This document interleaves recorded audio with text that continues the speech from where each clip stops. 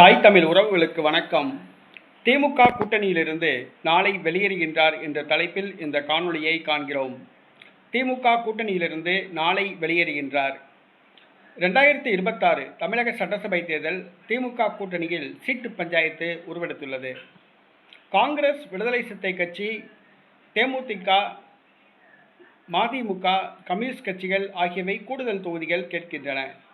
தேமுதிகவுக்கு ஒதுக்கப்பட்ட தொகுதிகள் போன்று அதே அளவில் தங்களுக்கும் தொகுதிகள் ஒதுக்க வேண்டும் என்று அவை அடம் பிடிக்கின்றன.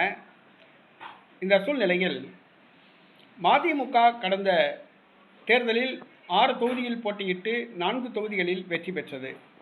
தற்பொழுது ஒரே சிறுவரின் சின்னத்தில் போட்டியிட மாட்டோம், தனி சின்னத்தில் தான் போட்டியிடுவோம் என்று மதிமுக தெளிவாக கூறிவிட்டது.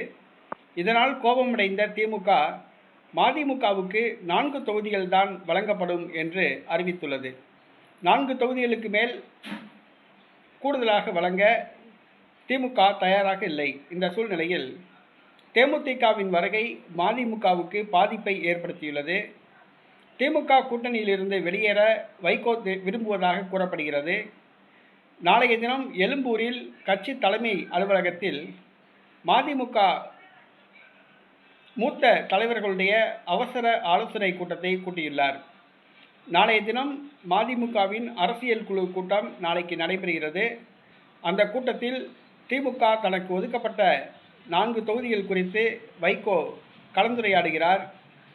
அந்த கூட்டத்தில் திமுகவில் இருந்து வெளியேறலாமா என்ற முடிவு எடுக்கப்படுகிறது. கடந்த முறை போட்டியிட்ட தொகுதிகளை விட குறைவாக திமுக மதிமுகவுக்கு ஒதுக்கியிருப்பதால் ஆத்திரமடைந்துள்ள வைகோ இந்த அவசர முடிவை எடுத்துள்ளார்.